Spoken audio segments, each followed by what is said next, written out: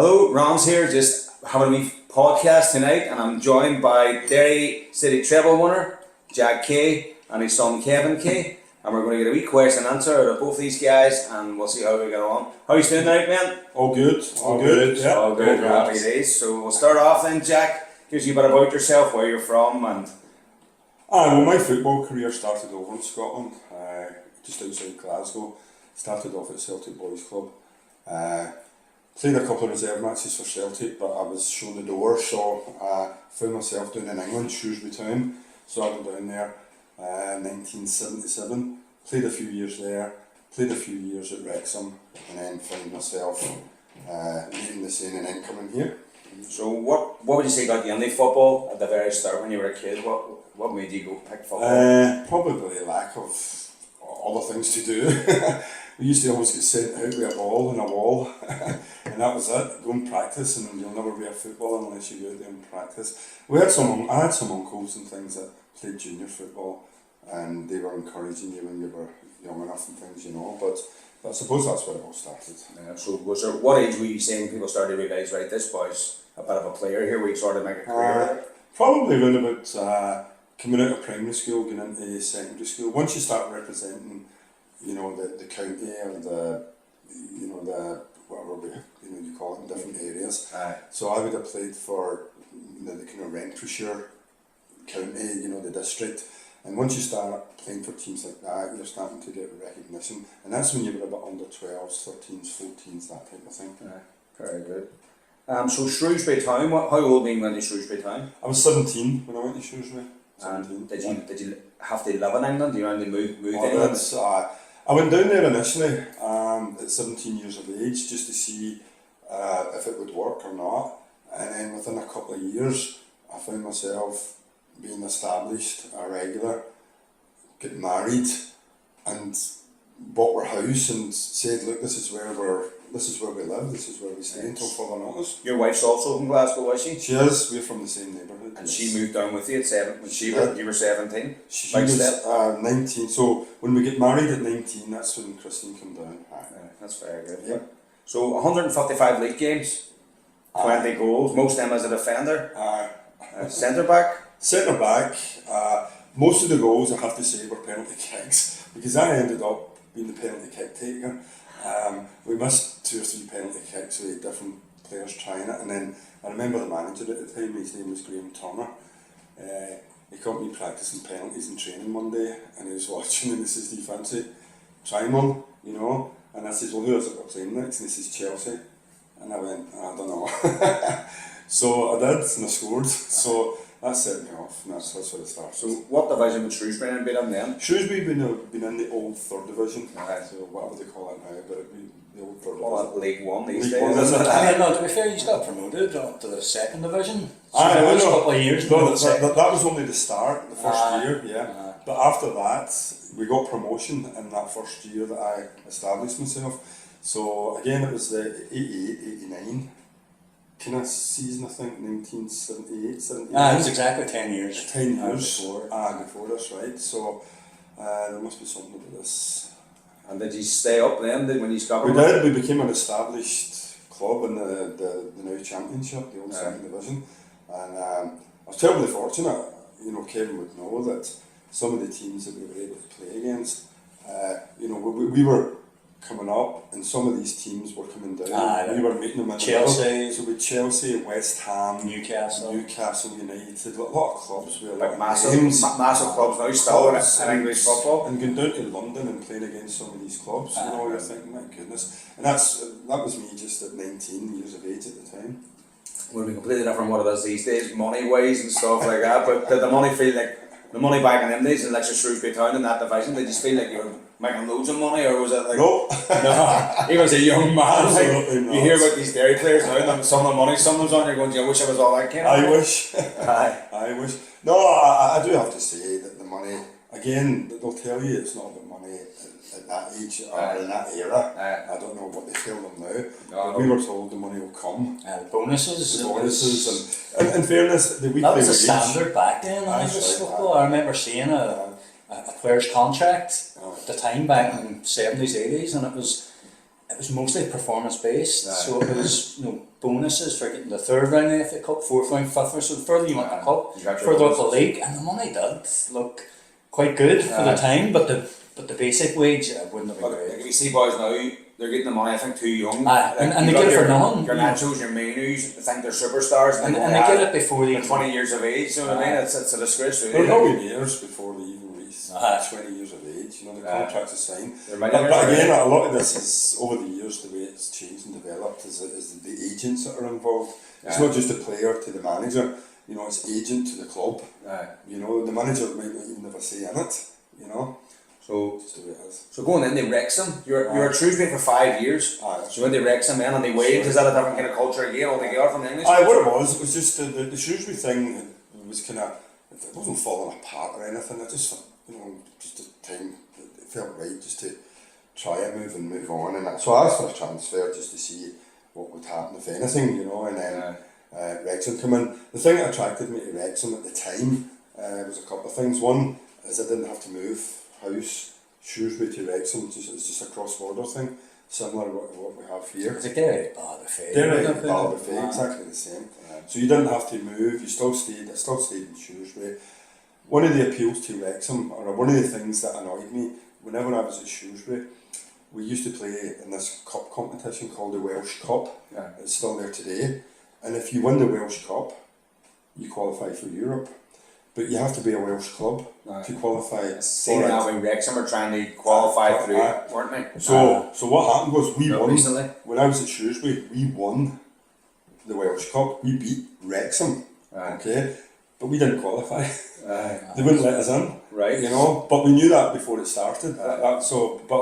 So whenever the Wrexham thing came up, I went, you know what? See if I go to Wrexham and do all right, and we think, you know, you could actually play in Europe here. You know, Aye. and that was, you know, that was one of the things that really attracted me, really enticed me. Did you ever get to play in Europe then? Oh God, aye. Who'd you play in Europe with? Played a couple of good teams in Europe. We played Porto. Was that with Wrexham? With Wrexham. Aye. So Wrexham won the Welsh Cup, qualified for Cup. Europe. Cup Winners' Cup. Cup Remember the Winners' old Cup. Cup Winners' Cup Cup? Winners' Cup. Aye, it was, Yeah, they won it. it's gone now. 1981, Aye. That's right. Aye. So at that stage, there was no like. It was an open draw. It was an open draw. There was no seeding. No seeding or anything. Aye. So it was just out the hat, and out the hat it was Porto. Wrexham against Porto first. So at home, it was a great result. We beat them 1-0. And I'll say to you that Porto had some team at the time. They really did. 1-0 at home. That was great.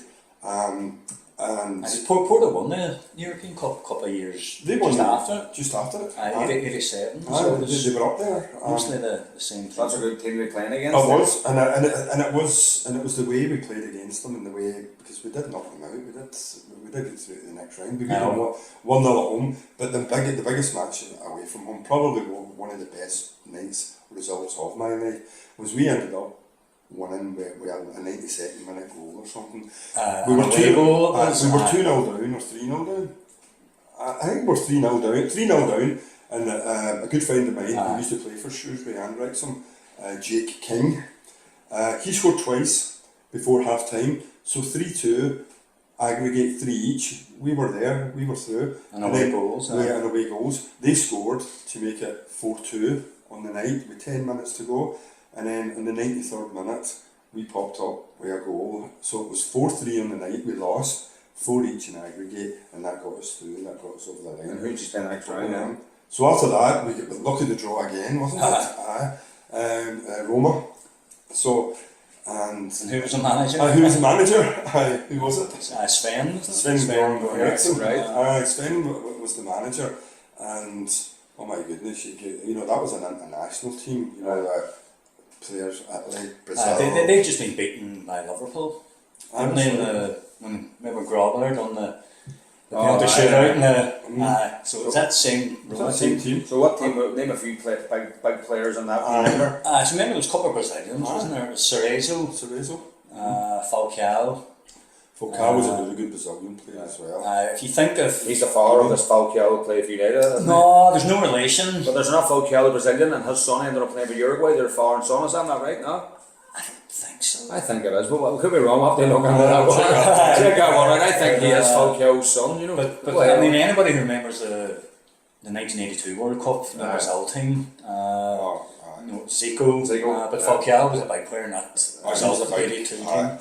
But again, they had Ancelotti, Carlo Ancelotti, Giannini. He was, I think he was only 17 at the time. These guys were established, you know, league international players playing with. And then the other thing was actually playing in the Olympic Stadium in Rome. So it wasn't just, it's Roma. I was playing in the Olympic Stadium in Rome. That's memories, like, you know, and you're looking back and you see wee videos and but I thought, oh my goodness, look at it. That was quite the thing, really, you know. But it was great. So Kevin seems a big knowledgeable man on the football. Kevin, Just a wee bit. Encyclopedia. All my mates will say just football trivia, football knowledge, photographic memory. Would you say it's with your dad being a footballer sort of put you into that? Okay, just growing up. Like, you remember the shoot magazines, all that. So I would just read shoot magazines, Derry City match programs, read every single word on it. I always remember the football sticker books at the World Cup. The Panini sticker books. I still have them. Well, I don't have any, but I remember collecting them around here. They were We still have them. We still have them in the attic somewhere. Do you remember the big Italian night day one? It was like Italian was the first competition I sort of really remember. I remember 86, Mexico 86, but bits and pieces, but I remember watching Italian night day. My father actually died during the World Cup, so in 1990, 35 years ago, but I do remember like watching the matches and all around me, and in 94, massive memories of 94, do you know what I mean? Euro 96 in England was another massive one, I remember, I was still a teenager then. It's funny, like, even, you know, like I couldn't tell you about who won the Euros 4 years ago or 8 years ago, or the World Cups. But see, every single tournament up until about the age of 20, I could name you every. I could nearly probably get there now. Mostly World Cups. I think Euros are a bit more. They're a bit more of a struggle. The World Cups, you see, do you remember they're the classics at every season. They were the one that ever won. That was. But even some of the recent World Cups, I couldn't tell you. You know who was in the final. The last one. It's Argentina. Just I remember. I think Holland should have beat them, by the way. Though Holland should have beat them. But we'll go back now again. Well, we're getting a wee bit off, which is good too. But Derry City. So how did you end up in Derry City? It was just. Of all places, yeah. Derry City. Well, maybe you should mention, because there was another good story when you were leading Wrexham and you knew, and there was still a few teams in England interested in you. And there was a certain manager. That's right. Certain manager rang the house looking for you in Shrewsbury. Who's the certain manager? You have to name him, like. Name him. Remember? You can tell. He was manager of Bournemouth at the time, and he became a bit of a TV celebrity as well. But he was a good manager. Yeah, it was a Harry Redknapp. And he's famous for being able to spot a player, isn't he? Deals and stuff like that. So what happened was Harry Redknapp's interested in you. That's the thing. I don't recall speaking to him, although I think I probably did maybe just once. But it was at least once, twice that he phoned the house. And again, this is before mobile phones and the things, you know. So it was my ma. It was like you, my son, and it was Christine. Took the and call. She took the call, and it was, don't let him go to Derry. Don't let him go. Don't let him go. You know. And it was. Trying to put the charm on. Mrs. Cow, you'll have it down here in the South Coast, down beside the seaside. But I don't really consider. If I was going anywhere, I was either going up the way towards Scotland. I was looking to get closer to home, and even though it might sound a wee bit odd, ending up over here, but this was still a bit closer to home, or getting home. Because getting home at the time, this is when Kevin, Christopher, the children were starting to, you know, become of age. And go to school, starting school, so there was decisions to be made, you know, where do we do the schooling, you know, where are we going to go, and so it was either head up towards Scotland somewhere, if anything, you know, and then out of the blue, a good friend, Jake King, says, look, there's a guy who wants to talk to you, his name's Jim McLaughlin, there's a club over called Derry City, I'd never really heard of them, and that's not been big, because they'd been out the league for quite a few years as well, you know, so I said, yeah, let's have a look at it, and so when I come over, I very quickly met a few people and players that played for Derry, for Shrewsbury as well, even though I left Wrexham, I was still living in Shrewsbury. So there was a strong connection there that helped me decide where I was going. Good. So, in your first season there, they get promoted and they what's They another did. class as the Premier Division. I know the old division, whatever it was called, was it was an eye opener, you know, because some of these grounds, you know, because I had Fields would be I had played in some of the grounds, you know, in London, you know, Chelsea or West Ham or whoever, you know, and especially coming, as we said earlier, from some of the European grounds, you know, the Olympic, you know, Roma's ground and things like that. And when you go to Emperor Kilkenny, it's not quite the same. You know? And some of it, Limerick United, Limerick was a famous one because we had to cut through. It's almost like a housing estate type thing with all the boulevards and I'm saying, my goodness, this is horses and there was horses all roaming about. You know, still like that. What have I done?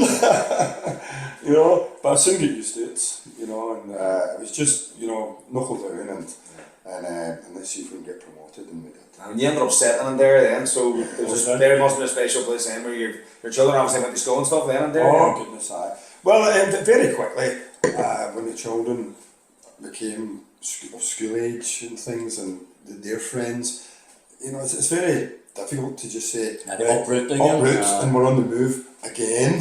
You know, and I'm saying no.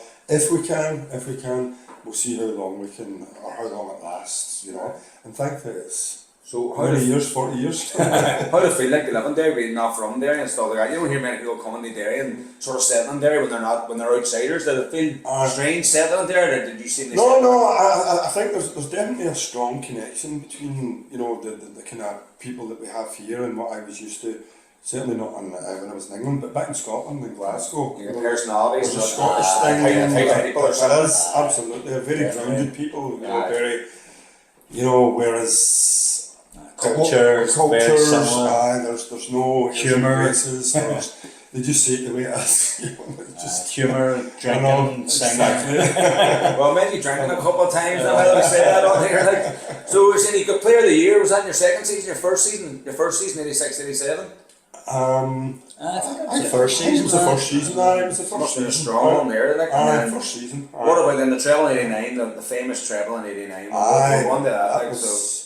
That was now because of, you know, the amount of time that's passed. And it's still never been done, and we were talking about it the other day. Actually, it can't be done now because I asked about it the other day. Because I was thinking about Shamrock Rovers this season. Where are they in the cup? I said, because if they go in the cup, it looks like they're going to win the league final, and then they're going to be in the cup final. And I'm saying, oh my goodness! And then it was Ken that was saying, no, that cup's. But I don't know if it's coming back though. I don't think so. I think what happened was they lost sponsors, but they couldn't get people to sponsor it. Wasn't enough money in it. Apparently, I thought that's about 6 months, but between about 10 years or something. I heard it was money. I'm not like, don't quote me on that, but the time I asked about the time, what's the crack with this cup? And it was like money. They couldn't get sponsors enough. People they put the money in they sponsored because the sponsors weren't getting enough out of it. That's what I hear. Like so, I don't know. So how did that feel like in the town? Do you remember the buzz around the town of that? Oh like? Goodness, one of the things, in case I forget to mention, that I always thought was incredible. I was talking about it to someone last night. Was the away support. The home support was fantastic. You know, 10,000 every week. It's great every week. You know. But what amazed me about the away support, it wasn't the way most away supports go, because this was families that was going. This was mum and the children. I remember granddads. This was like a family. I remember it wasn't like 20 guys on a bus or 30 guys on a bus. That's what I always say. I always remember going with my dad, like the matches, the away matches, and it was like a flask of soup that had made, and you eat your soup and your sandwiches and the wee Benny hats and the scarves, and it was like it was a family day out now these days. As I've been there a few, it's just drinking on the bus. You know what I mean? It's a different culture these days. And like, I think it's very easily overlooked or forgotten about, because I thought it was that was the biggest eye opener for me. It was what a day out it was for. But I think it was that first was like. You didn't get that in England. Would have been a drinking culture then in England even then. Maybe not as bad as it's been over the years, but then it would have been certainly, you know, the lads, the guys that were all, you know. But I think a Trolls are a big part to play with that. You know, back in probably it was a bit of escapism, getting out of Derry. for the day, getting under the Republic of Ireland. You don't want to pub. No, You know, makes it's a fun sense. family day out. What But I think you know, Derry City's still a big family club. When you go to Brandywell on a Friday night, Oh, lots of children, lots of families, them all lots of running women. around. There's about, see, I think like I was saying with Darren, see the O'Neill started making their rigs. Aye. That was massive. I know. See the amount of Oh, like merch that they call it, like the young ones, the amount of merch that people's wearing. The young ones are good every time, they go every week. They're everywhere, which oh, it's is fantastic. You know, and then they should stay with O'Neill's now. They should never move away. I don't think they're ever going to See change having now. that, Like, see the having lead shop on that the town. focal shop Oh, on the town no, centre. No, that's great. no, it's went well. So you went mainly fan harps for a year? Aye. What was Or that? like, maybe Back- go back to to treble. Go back to treble a wee bit. Aye. Still probably a few things, good things to cover in the treble, especially you know, some of the players. So So we've Jim got- brought in specifically, you know, the Shamrock Rovers. With a few players, so you got like Dalton. Aye, Tim Brady, came from Kern. Aye. Tom came from. He was over in England, but he came back. He was with Cork whenever they Aye, were that's saying right. he Aye. Sure, was Gold was Scottish too, wasn't He he? was. That's right. Yeah. But the point that Kevin was making there was, I think there was remember they signed the same three players, four players, four plus. and that you could was, say John Cody was a fifth, but he was Chelsea. I think it was Pat Dorkin said it was the best check he ever made in his life. I think it's 30 grand. It's the best 30 grand he ever spent in his life. And that the four So players it was Mick Neville, Mick Neville, Kevin Kevin Brady, Brady, Paul Paul Doolan, Doolan, and Noel Larkin. and Noel Larkin. So that was the four players. And then John Cody John came Cody came, afterwards. but he was at Chelsea. He was at Chelsea. But he wasn't at Chelsea for long. He was Right. mostly Shamrock Rovers. That's Went right. over to Chelsea, didn't really make it. And then he joined a wee bit later on. Um, But the four guys had such an influential part. Yeah, get like it up the game. Oh my goodness. These and then because they were proven. they were established. You players Four in a row. Felix Healy on the side. I was going to say, and Felix, And then- Felix wasn't there at the start either. Felix came And after then, me. and then through one Liam Coyle breaking through, that was his breakthrough that's right, season aye. as well. Exactly. So them guys all kind of coming in at the one time. It wasn't like I was signed one month and Sunday, you know. And it was they a were at the big same time. risk doing that, Oh, bringing was, in, you know, four big players all, you know, because, you know, In fact, Mick Neville, I remember playing for Derry when these boys arrived, and we were playing against Finn Harps away, and I remember Mick Neville was struggling to get a game for us because there would have been maybe myself and somebody else playing at the back, Decky McDowell or somebody, whoever it I know was it at the was time. Kearney and Stuart And Gordon. Connie and Stuart Golden, whoever else was there. Mick Neville was playing wide left. And when you think about it now, it was like a centre half sweeper, you know. But just to get him on the pitch and and he actually played kind of midfield, wide left. This is before John Cole and people arrived. So what about your favourite moment of that treble winning season? Would it had to be the goal in the cup and the? Oh God, aye. Tell us about that. But there was, what about, maybe Dundalk League Cup final, do you remember the 4-0? Oh, the 4-0 as well. Aye, because there's good photographs of you on the pitch. I seen one of you actually today. I was looking through. I seen a photograph of you walking on. A mascot or a mascot. on? Treble finals, that photo always comes up, there's a few of them. It It was me and my young brother, Christy, and then it was Felix Hayes' son, Paddy. We were right. three mascots in the two treble finals and the final and the replay. But the Dundalk one, we were Dundalk convincing them, League Cup, to be fair. didn't because we? that was kind of revenge for the cup the final season before it. they got beat. I don't know if were you down at that one. They It got was beat a 1-0. penalty decision. It was a really bad Could be penalty. true, yeah. See, even now, you can YouTube it, you can look at it, it's- and the commentators and everybody will look at it and they'll say, how the hell was that a penalty? Dundalk players thought it was a free out. You know, they were like, oh, Yeah, it's... and the referee And then was, nobody could who believe was a it. wee midfield player that went to Spain? Martin Bailey. Wee Martin Bailey. Aye. I think it was Martin that Some would give it away. would give what away? Penalty, according to the rest. No, I didn't. Wasn't the penalty then? But they go VAR, and please. it was one of the worst decisions ever, it really was. Now, having said that, we didn't score a goal or we didn't, you know. But that was, that was a nice Revenge for that. you know. One in the League Cup in the treble season, Exactly. and then I suppose going on to the two finals. It was, I mean, my memories was the pitch was absolutely brutal. You know, I think a so lot of bumpy the and pitches cut up, and the ball just bobbling and bouncing, and that's why remember we were saying for the replay they played Noel Larkin up front, started him so they could knock it long, And that's where the goal came The from. goal came from Felix. It's just Picked up on the knockdowns. top of the pitch. None of your tippy tappy. You didn't play none of that back in them days. So, who would you say your favourite player to play with was? To play with. There's probably. Who would Derry City, maybe all time and maybe a Liverpool player? The boy, I've mentioned him earlier, the boy Keay Aye. had a big influence on the way I played and what shaped me. You know, it was don't do this, do that. I remember playing against Cascarino one time when he was at Gillingham, and Jake said, look, whatever you do, don't try and beat him in the air. From there, what you have to do is you have to watch the pass coming, the boy ready to hit it, and get in front of him, and then, you know, read the pass, you know, and it's wee things like that, you know, that matter. Advice. And he was full of that kind of just wisdom. He was full of experience, and you know, so he had a really, really big influence on, you know, your career, would you say? my career, definitely. And what kind, like in a modern game now, what kind of defender would you say you were like? Were you like were you a hard tackling John Terry type or Felix type, Ferdinand, or more the modern like your Van Dijks, or what kind of Well, games? I've been called this and called that, and told him this and told him that, and there's a whole mixed bag in there. But I don't know. I think I was sent off once, just the once ever in 15 years. So I don't think I could have been that bad. But I have to say there was moments where I should have been sent off. You got away with it. And there was a boy at Shrewsbury Town. We were playing QPR. David Tong. He was like a wee right midfield player, great wee player for us. We were playing against QPR. QPR had a few good players at the time. Stanley Bowles was still playing. There was a few others. Simon Stainrod. And he was the boy. I hated playing against him, one of the players, because he was really good. Aston Villa, I think. Aston Villa, no, really good player, really good player. Ended up going to Scotland. Was it Dundee or Dundee United? Dundee ended up going up to Scotland anyway. But he was one of the boys that I really hated playing against. Because he knew how to play me. Because I couldn't get in front of him. I couldn't read. He was reading me, reading him. And I used to always, I couldn't get round him, you know. And it was a free kick. And the ball came in, you know. And my kind of elbow slipped. Caught him. Down he went. So they sent off the wrong guy.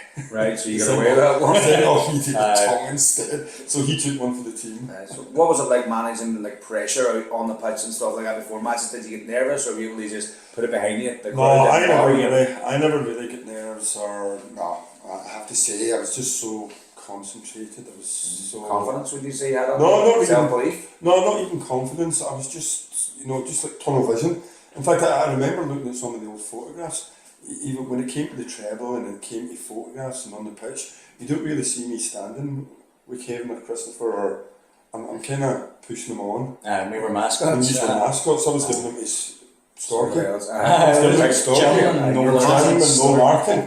You know, I just, you know, I was just concentrating if it was the pitch or what is it, the first half or the crowd and what's their team. You know, I was just so intense, keeping my you know, my mind on the game. But back to Derry, now you see the culture in Derry coming like the League of Ireland, what we call now second tier, coming from English football to second tier. What was that like?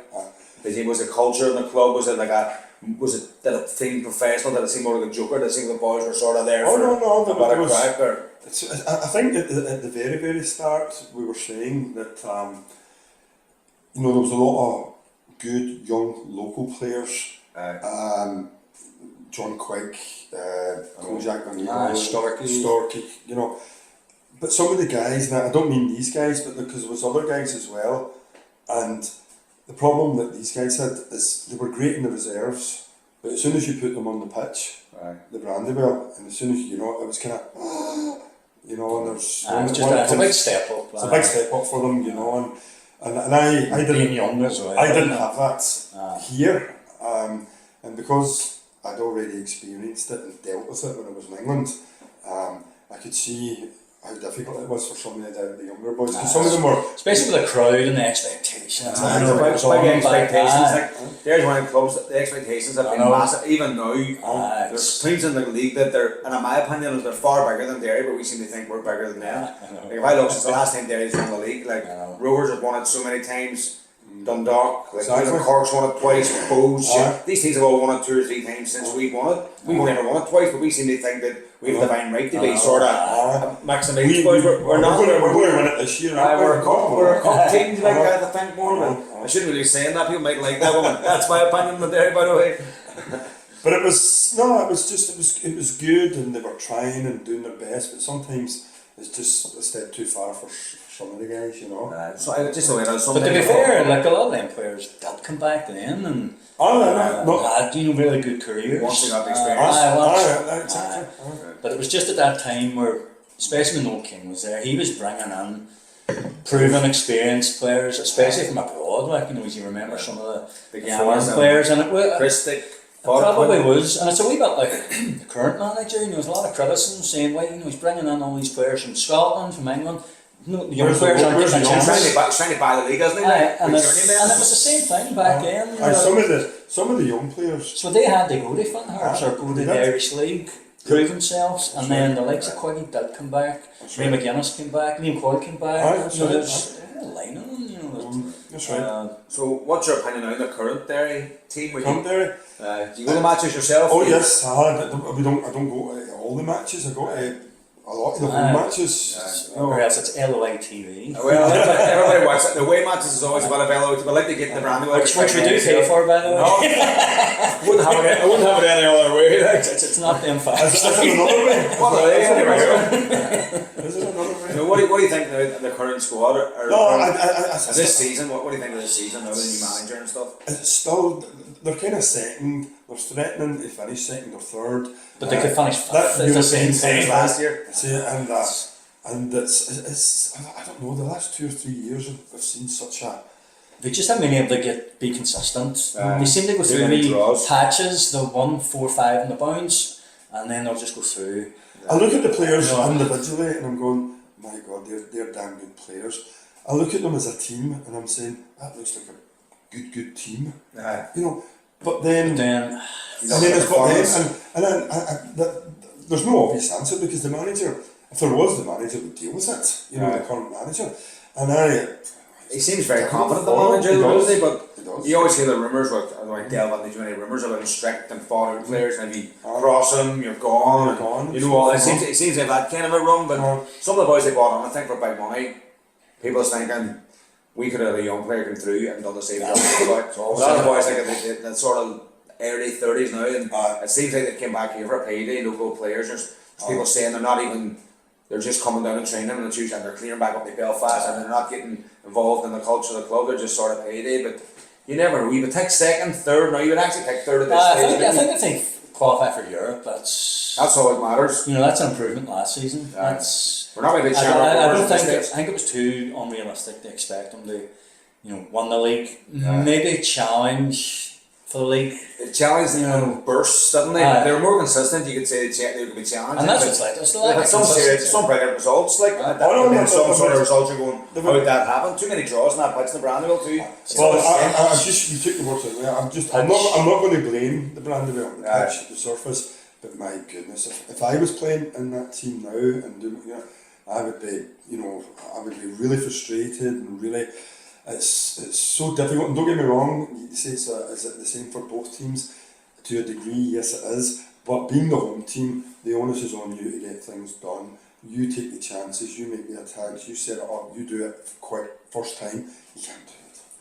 Yeah, but you think about an advantage being at home every week, but the bounce of the ball and then the tactics, there's a lot of, still that old long ball. And it's a leveller, it becomes a leveller when it's so bad. Exactly, that's what it is. So if they're playing, it wasn't long ago, they were playing Cork City, 7 people behind the ball. Neither team could do it. You could sort of say maybe a bit of a disadvantage because they're playing the classic pitch every week, but the other teams are maybe raking up their own points in their home ground because they're playing a decent pitch. We're just sort of 50-50 once you go. Because I remember, especially under Rory Higgins, they had always had the best away record in the league. That's right. And then last season, I don't think that's they sorted the home record out of it last season, but then the away. That's not an accident. And then this season, just hit and miss.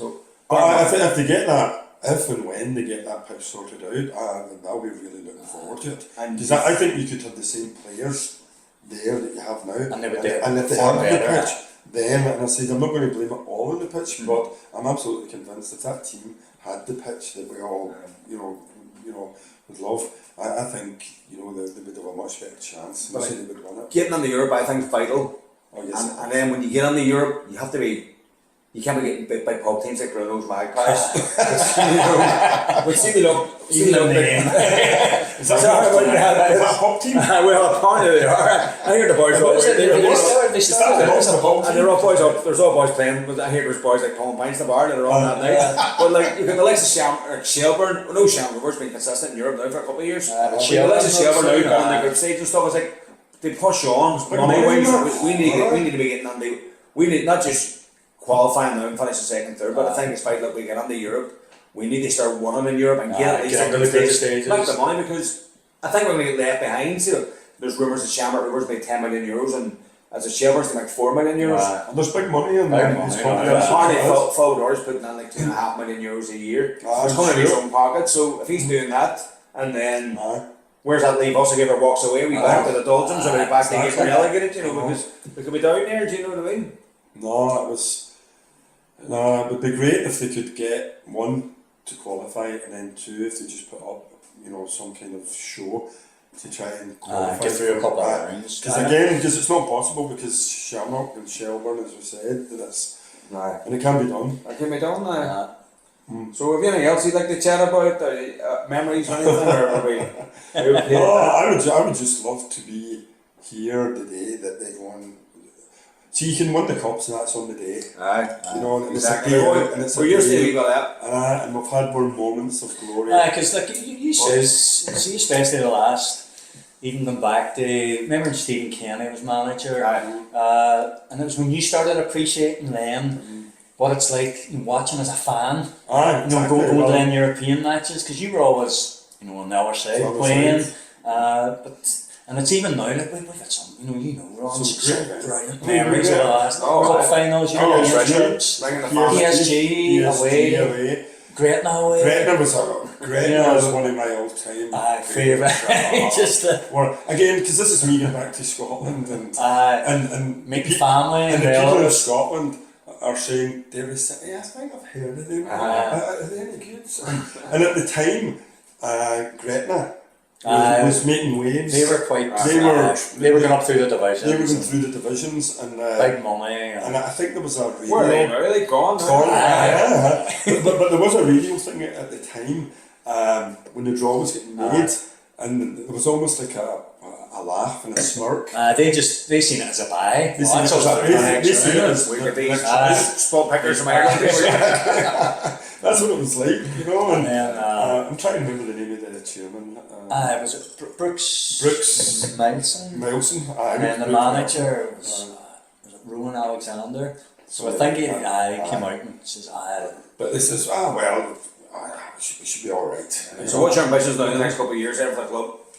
For the club, what do you think we're capable of? If we can get a good pitch to Brandywell, do you think we're capable of challenging for the league? Or I don't think they'll win the league with all the money in the world, unless they go and sign all the best players in the world until they do something with the pitch. I'm not using that as an excuse, but there's more in it than that, because every year we're coming up against similar problems, different players, maybe slightly better, maybe some not. It's incentives. But we're all saying, we're all repeating ourselves, we all know, and we know it's difficult for the other team as well, but until we are able to get something done with the pitch, I think we'll actually struggle to. So qualify for Europe, go and win the cup, and let's see, but winning the league, so that would be my holy grail. So the fans, but do you think the Derry fans realistically, we should be happy now if we get a couple of cups and a good run in Europe? If we get in the group stage of Europe, I think it'll be one of the biggest things that's ever came to the club. Even, we haven't won a title since '97. It's 28 years now. It'll be 28 years. When you think back to, I was mentioning, remember Stephen Keay in that European run? So close, even though we didn't win the league, but having a good run in Europe, it's different, but it's special as well. Remember Cork, 2 years in a row, Cork went the last day of the season and stuff. And, that's right. Cork needed to draw both times, I think, and we needed to win them. We got beaten both them games. That's why one must be fun. And then the second year, it was treble, they would have done the treble that time, because they won the League Cup, they won the final down in Lansdowne, the last ever match at Lansdowne, and then Shelbourne, goal difference, last day of the season, and then Shelbourne got thrown out of the Champions League because of the financial. They should have had the league off them, if you think about it, because if UEFA are saying, no, that's not right. But our league said it There was must be probably, don't want to be controversial, probably a few they got in their back pocket, we'll say no, you know what I mean? never seen it though. What are you on about that? They want to shut up. Who would look for that way? No, but I see they are good players and they are a good team, and they've proven that already. But it's getting over the line with the league. See, I'm just worried as well. A couple of years time, like what is Mickey Duffy now? That's the thing I was going to mention. He's our main man. Who's the next Mickey Duffy? Is he about 31, hasn't he? I think he's 31. So who is the next Well, Mickey Duffy? I want to mention, like, see, in my opinion about like the youth in the club, I don't think they're bringing. No, I don't know what the reasons are. They're bringing youth through. No one's getting their chances. They're taking around all the clubs in Derry. They're taking the best players. They're not playing them, and then they're just by the time they get to 17, 18, they're getting rid of them. Apart from that guy, apart from Glenn McCourt and all, there hasn't really been many more that sort of came through and they got rid of him straight away. There's nobody coming through. There's nobody on that bench. There was somebody that just Patton. Patton. Again, I think. See, I read something that they're more interested in developing the players, get them on the first team a wee bit, and then hopefully sell them off for That's what money. they've done with McCourt, doesn't it? But, So that's what they've done with McCourt, they've done it with Patton. Shamagurs have done it with a few players as well. but they Did one know is it first £1 million? And then St Pat's, Mason Mayweather. But to be fair, he is playing first team football. Well, more or you less look at the than difference between Derry and Dublin. You've Dublin, it's a big city. You've all these feeder clubs, it's feeding on the big clubs. Derry, basically, you're getting coached by someone's dad until you're 17 or 18, and there's no like real structure, and there's no like way it is in England. Maybe even Dublin that you've got Academies. Academies. We haven't really got them academies. It's like they're turning up and they're playing their wee match against your Trojans and your Tri-Stars and your Foyle Harps. I'm not slagging that off, but that's just the sort of that's where we're at. That's where it starts. We just haven't got that. We just haven't got that development of youth like the way it is now. We're too small, basically, aren't we? Like really, But there's still a good catchment there. Well, there's plenty of good players The there. whole northwest Derry. There's many brilliant players, in Derry. Like they're brilliant players, but then they just no one ever not very many make it. Apart like James McLean, that's a Paddy thing, McCourt. You know what I mean? That's the thing. It's only a small percentage will make it. But there's one thing I did notice. But they need to be given the chance, the opportunity, and that's what they're not getting at the moment. But the scouting system, no one seems to really look over this direction, do they? Well, they all seem to be looking at. So if you look at the Foyle Seems Cup, like an agent. the Foyle Cup, Agents. the Foyle Cups over every year, and you never hear of the big clubs in England sending their scouts over here to say look at a 10, 11 year old and go, let's try and there must be at least one player out of these 50 teams that we can bring in. No one ever seems to go, and it's about like say every age group between the ages of say 10 and 15, there must be one player that they could go, we'll take him, but there's nobody coming, there's nobody. Jack Keay, no one's looking at us. But I mean, these competitions are absolutely brilliant. Well, they're brilliant for town. And over the years, it's grown and it's grown. It's massive, like, It's isn't a it? fabulous event. So it is, and as you're saying, maybe it hasn't happened just yet. But again, if you keep trying, you never know. But I would agree in principle, the academies and things, the way it's organised, with the bigger clubs, the bigger leagues, that there's definitely something in it for them. Money or developments where. You're right. We don't have that. I read about that, like Home Farm was Derry's first game in '85. We'll talk back. And I read about Home Farm. They're still going, but they're like a feeder club now in Dublin. You know what I mean? They're developing players to a serious standard. They go out with the likes of Bose, Jimmer, Patcha. Dublin has these sort of. There's probably 20, 30 of these kind of clubs in Dublin, but they're getting properly coached by real coaches from day one. Do you know what I mean? We're sort of behind in that way, but hopefully. I think that's down to the FAI. Did you not see I seen it on social media, and they were comparing Ireland to Croatia, similar population, and it was a number of employed full-time academy coaches in both countries. And I forget the figures, but say it was something along the lines of Ireland had 20 or something, Croatia had like 450 something like that. Look at the technical players, like even Jermaine Pennant he left Liverpool, he went in Spain, he was at Sociedad or something like that. Jermaine Pennant. And he said, but he said he learned more than a year there with his whole career. He said when he was in England, they used to be taught the pass a ball to the player that wasn't marked. Where he went to Spain and training, they were taught to pass a ball to the player that was marked. And the player that was marked had to get himself out of a spot of being marked with a ball. Which you see the tight technical now with the NASs and stuff like that. The situation you're in. The Spanish are probably the best. The English are culture, the way the English are apparently coming out and saying they're going to start playing 3-a-side football with the young ones and no goalkeeper and stuff. The way the Spanish have been doing it for years. You know what I mean? It's more about technical. We've noticed that. See Cameron, see the early thing, that's what the grandson. I've noticed that. This is on the Brandywell pitch. Aye. And it's the first time I'd seen it, it's just a couple of months ago. It's like 3-a-side, I mean, no keepers. 3-a-side, no keeper. Well, that's what they're sort of trying to do now. And then it's like a round robin. I don't know, but there's another match going on in the but sometimes it encourages. What's 5 minutes you get, and then they move them round, and then so what do they do? What are the players? They're just trying to pass it about there. Do they get punished for what way they work? None of them score. The only thing is that they are shooting from the outside because they know there's no keeper. So whether that helps or something just counter. Can't take a shot until you've made 7 passes. Until you're like a Subaru rule, Subaru fights. You couldn't shoot until you were past the line, which was about 25 yards out. Do you remember that? I do remember that. I've actually had a Subaru. Remember you always had a mate who just deflected his Subaru competition up in the Nerve Centre. It was like the Subaru World Cup. I was working on Ping-Pong. It was going on up there. So all these English boys up the stairs and they're all playing their Subaru. They have a thing going up in the Derry City Social Club, Crawford Square. There's a team up there and they have competitions up there. Is that still going, that Derry City thing? It's in name it's still going, but I don't think the club's got any official link to it. It's still going there for pints. He's still going for pints, as far as I know. That's what matters. Derry City, keep that in mind. Derry City table football, I think it's called. Table football. It's called table football. But lads, so we'll wrap it up with that. It's been nice chatting. It's been brilliant chat. We've got over a lot of things, and thanks for coming on. Good man. Hopefully the first of many for you, Rollins. Hopefully it's a start. We'll see what might need to get the old sound sorted. We'll see what this lipo stuff. We're going to go in anyway, no matter what it sounds. But it's a wee start. It's onwards and upwards. Once again, lads, thanks for coming on. Let's see if this works. Now stop recording.